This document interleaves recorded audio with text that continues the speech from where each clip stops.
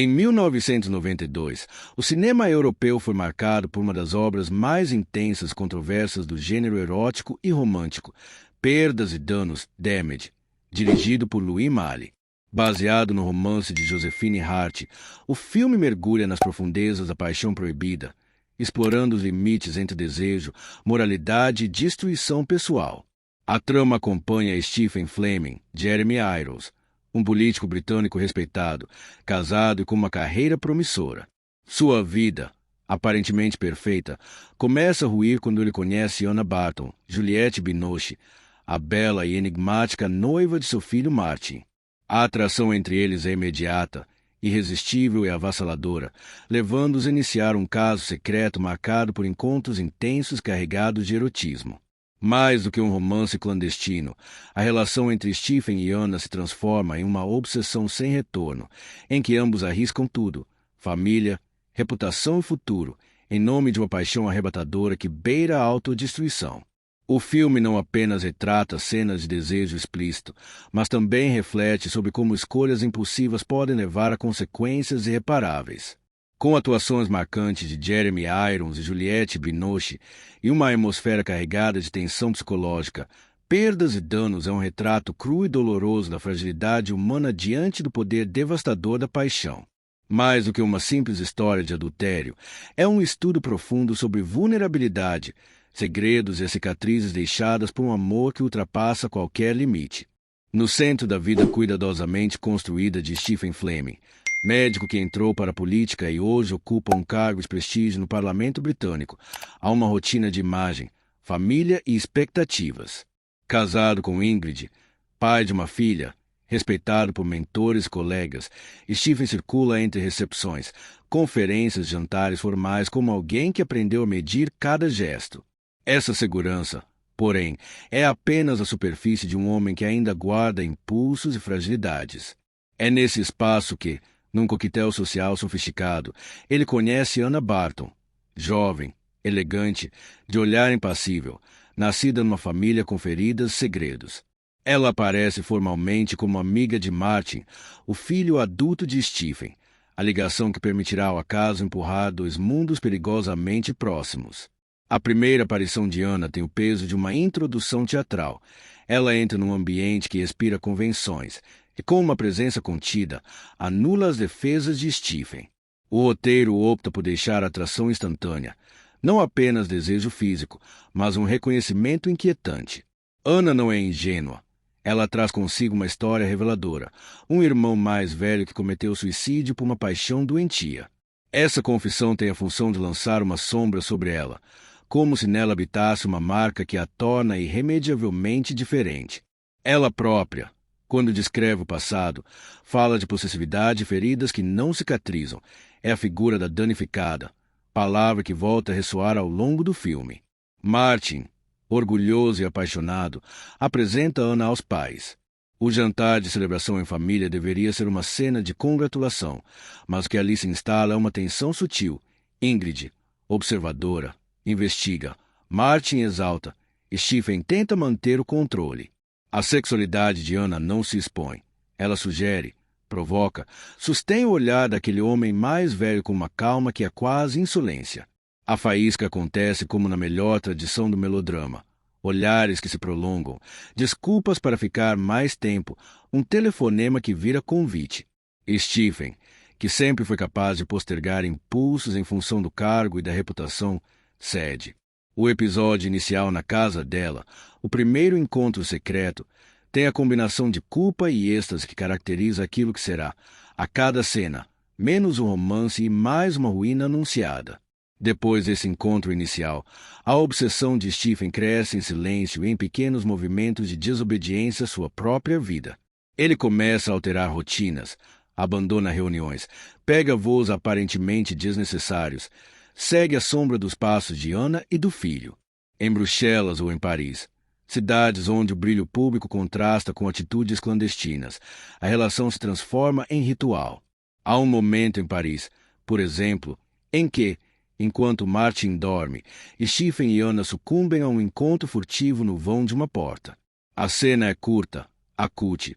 O que importa não é o ato em si, mas o abismo emocional que se abre na vida de Stephen. Ele passa a viver em dois tempos, o horário parlamentar e o tempo interior do desejo, duas verdades incompatíveis. Ana, por sua vez, não se coloca como mera vítima nem como salvadora. Ela articula a própria posição com uma frieza calculada. Em conversas, ela evoca a morte do irmão como explicação para seus próprios limites e repulsas, como se dissesse que danados têm o direito, ou a inevitabilidade, de repetir a violência do afeto. Ela não promete abandono. Pelo contrário, assegura uma lógica perversa. Enquanto estiver com Martin, ela o terá sempre por perto. É essa racionalização que transforma a relação num jogo de risco. Ana não ama Stephen num sentido convencional. Ela pratica com ele um tipo de possessão que se alimenta da transgressão. A câmera do filme acompanha Stephen em sua decadência moral com um olho que mistura compaixão e julgamento. Vemos seus pequenos gestos, um casaco preso na pressa, o diálogo truncado com Ingrid, a incapacidade de confessar. Ele tenta em mais de uma ocasião interromper o ciclo, corta a relação, faz tentativas de redenção que se esvairão. Mas a obsessão não aceita meios tons. Ela exige tudo ou nada. A relação que deveria se limitar a encontros furtivos passa a aterrar na vida doméstica. Stephen chega exausto, mente, evita olhares. Ingrid, percebendo a queda do marido, começa a interrogar Ana em busca de alguma verdade que recuse aceitar. E Ana, com a mesma frieza que a seduziu, responde com histórias que mais complicam que explicam. E então a estratégia que Ana defende ganha força. Ao invés de cortar os laços, ela aceita o noivado com Martin. À primeira vista, parece um paradoxo. Como permitir que o filho do amante seja também seu marido? Mas para Ana, casar com Martin é o meio de manter Stephen sempre ao alcance, de institucionalizar a proximidade proibida. Martin, jovem, encantado, meio ingênuo quanto a tempestade que cruza a casa, celebra a ascensão e a promessa de uma vida próspera. Ele é promovido no trabalho, a família junta-se para festas, e tudo ao redor parece confirmar uma normalidade ilusória. Stephen observa esse quadro com a cólera contida de alguém que reconhece sua ruína iminente. Estar presente na cerimônia seria abraçar a vergonha. Estar ausente seria perder a mulher que o consome. À medida que o noivado avança, as cenas de intimidade entre Stephen e Ana se tornam mais estranhas, mais performáticas. Há tratos eróticos que lembram rituais, venda nos olhos, pequenos artefatos sensoriais. E nesses instantes o filme não quer chocar apenas com o erotismo. Quer mostrar até que ponto a relação deixou de ser amor para virar autoaniquilação. E Stephen, que chegou a pensar em confissão e redenção, falha nas palavras. Quando tenta se abrir com Ingrid, trava. Quando pensa em dizer a Martin, recua. Seu silêncio é cúmplice. E cada recuo aproxima mais o instante em que a verdade será descoberta da pior maneira possível. O clima de perigo aumenta em cenas em que a família frequenta a casa de Ingrid e do mentor político de Stephen, momentos em que a aparência pública e a desordem privada colidem.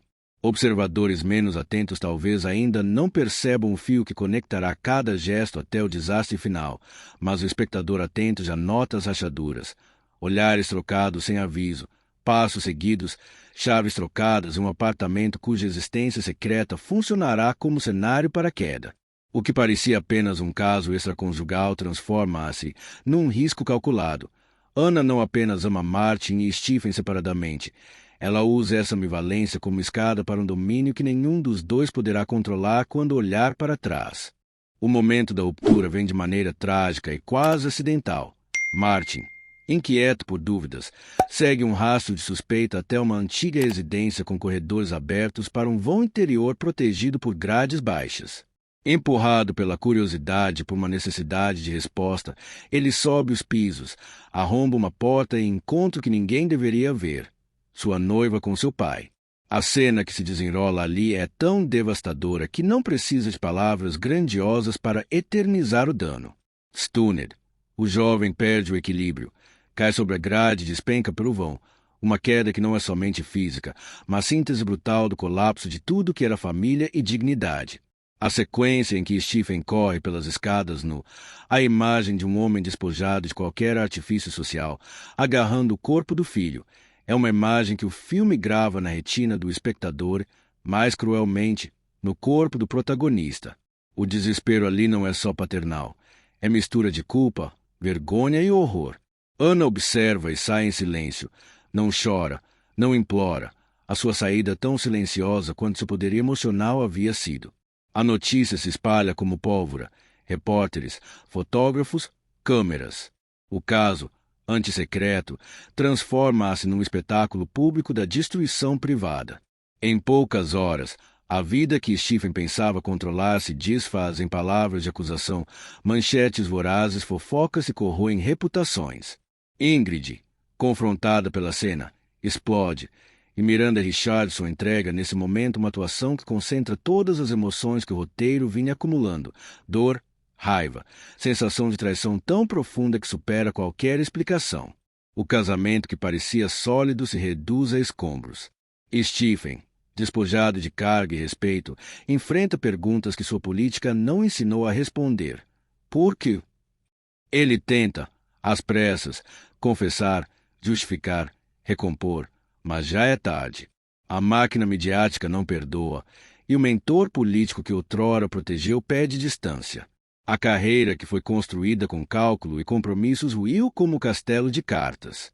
A morte de Martin é logo transformada em investigação, e o veredito, acidental, trágico, não apaga o peso moral. O que mais corrói é que a morte aconteceu no cenário da traição mais funda, a ligação entre amantes que se banharam em risco. O público, impiedoso, exige sangue simbólico, resignação, demissão, algum gesto que equilibre a balança do escândalo. Stephen, tomado pelo remorso, entrega o cargo e se afasta de Londres. Ingrid, incapaz de manter a aparência da normalidade, confronta com perguntas que não esperam resposta, enquanto a filha e amigos recuem, confusos. No silêncio posterior ao turbilhão, o filme nos leva a uma sequência de exílio e reflexão. Stephen, sem casa, sem emprego e sem o filho, vive em quartos alugados em cidades costeiras, com a imagem de Martin impressa como um fantasma em uma grande fotografia que observa seus dias. O luto não tem ritual aqui, tem repetição e uma sensação orientada para a perda de si. Em voz off, Stephen relata ter visto Ana apenas uma vez mais, de passagem num aeroporto. Ele menciona que ela tem uma criança com um antigo amante, um detalhe que funciona como ironia final. A vida segue para ela, mesmo depois de destruição alheia. Ele conclui com uma frase calma e cortante: ela não era diferente de qualquer outra. É uma sentença que tenta diluir a culpa, mas que também reconhece a banality of evil, ou da dor, na natureza humana. O filme fecha com imagens que não procuram perdoar nem absolver. A fotografia do filho na parede, o homem que foi ministro agora almoçando sozinho num quarto alugado, Ingrid que segue seu caminho magoada. A sensação deixada é a de um acidente emocional que ninguém previu, mas cuja verdade estava escrita em cada gesto anterior. A permissividade erótica de Ana, a covardia de Stephen em não confessar, a ingenuidade de Martin em acreditar que o mundo seria diferente para ele. Louis Malle e David Arie não oferecem moralistas finais. Em vez disso, apresentam a sequência de escolhas que culminam numa queda inevitável. O filme não culpa apenas uma pessoa. Expõe uma cadeia de responsabilidades, desejos e feridas originais. O que fica depois de perdas e danos é um eco, a ideia de que certas paixões não só consomem, mas reescrevem vidas inteiras. É um filme sobre feridas antigas que se reproduzem e sobre a impossibilidade de remendar integridades com segredos. O erotismo aqui não é apenas provocação, é arma-motivo, catalisador de uma derrocada. As performances de Jeremy Irons e Juliette Binoche tornam plausível o absurdo. Um homem respeitável e uma mulher danificada que se encontram e arrastam para o abismo tudo que tocam. A conclusão é amarga, não há redenção fácil, só consequências. Juliette Binoche, uma das maiores atrizes francesas, já havia demonstrado sua intensidade dramática antes mesmo de perdas e danos. Em Rendezvous, 1985, mergulhou em um romance dramático carregado de paixão e autodescoberta. Pouco depois, brilhou em Sangue Ruim, 1986, um drama criminal que explorava juventude e perigo nas ruas de Paris. Sua carreira se consolidou com obras de grande impacto emocional, como Os Amantes de Pont-Neuf, 1991, onde deu vida a uma mulher marcada pela fragilidade e pela força, em uma das histórias de amor mais viscerais do cinema francês. Em O Morro dos Ventos Uivantes, 1992, interpretou Catherine em uma adaptação intensa do clássico de Emily Brontë. No ano seguinte, Binoche brilhou no aclamado Liberdade é Azul, 1993, obra-prima de Krzysztof Kieslowski que lhe deu projeção internacional. Continuou sua jornada em O Cavaleiro do Telhado e A Dama das Sombras, 1995, um épico romântico e de aventura. Sua consagração veio com O Paciente Inglês, 1996, um drama de guerra e amor que lhe rendeu o Oscar de melhor atriz coadjuvante. Já nos anos 2000 e 2010, seguiu explorando a complexidade feminina em títulos como Os Filhos do Século, 1999, Alice, 2011 e, recentemente, retornou em Um Retorno, 2024, reafirmando seu espaço como uma das intérpretes mais respeitadas do cinema mundial.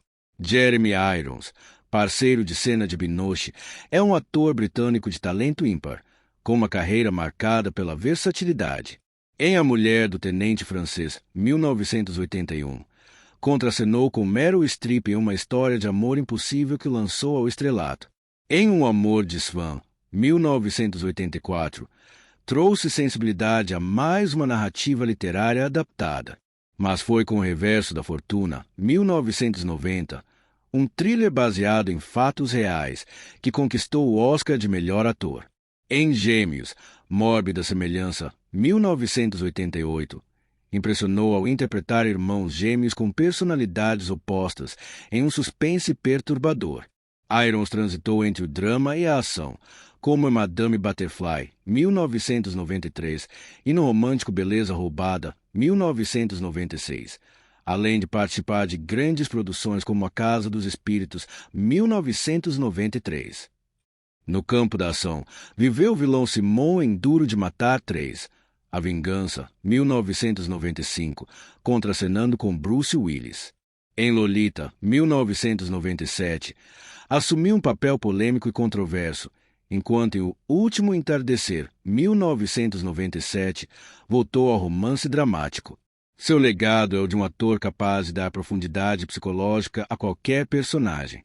Miranda Richardson também integra o elenco de Perdas e Danos, emprestando seu talento a papéis que transitam entre a intensidade e o mistério. Em Dançando com o Estranho, 1985, interpretou Ruth Elise, última mulher a ser enforcada no Reino Unido, em uma obra marcante de crime e paixão. Logo depois, brilhou em Império do Sol, 1987, dirigido por Steven Spielberg, trazendo uma visão feminina em meio ao caos da guerra. Nos anos 1990, foi presença constante em filmes de destaque. Em Um Sonho de Primavera, 1991, explorou o drama e a comédia em meio às fragilidades humanas. Em Traídos pelo Desejo, 1992, trouxe à tona a tensão de um thriller romântico. E em Noite de Sedução, 1994, transitou pelo erotismo e pela comédia. Mas foi na Lenda do Cavaleiro Sem Cabeça, 1999, de Tim Burton, que conquistou o público mundial, vivendo uma figura enigmática em meio à fantasia gótica. Sua carreira no cinema e na TV, com trabalhos como Merlin, 1998, consolidou-a como uma atriz de talento versátil e magnético. No comando de Perdas e Danos está Louis Malle, um dos grandes nomes do cinema francês, conhecido por sua sensibilidade artística e coragem de explorar temas tabus. Em Os Amantes, 1958, já havia provocado escândalo e admiração ao retratar um romance fora dos padrões sociais. Em Vida Privada, 1962, e A Noiva do Pirata, 1969, mergulhou nas complexidades da intimidade e da liberdade feminina. Com O Sopro no Coração, 1971, abordou relações familiares de forma ousada, enquanto em Lua Negra, 1975, navegou por territórios do surreal e do fantástico. No final da década de 1970, causou impacto com Pretty Baby, Menina Bonita, 1978, drama histórico sobre inocência e exploração. Já em My Dinner with André, 1981, explorou o poder do diálogo em um filme minimalista e filosófico.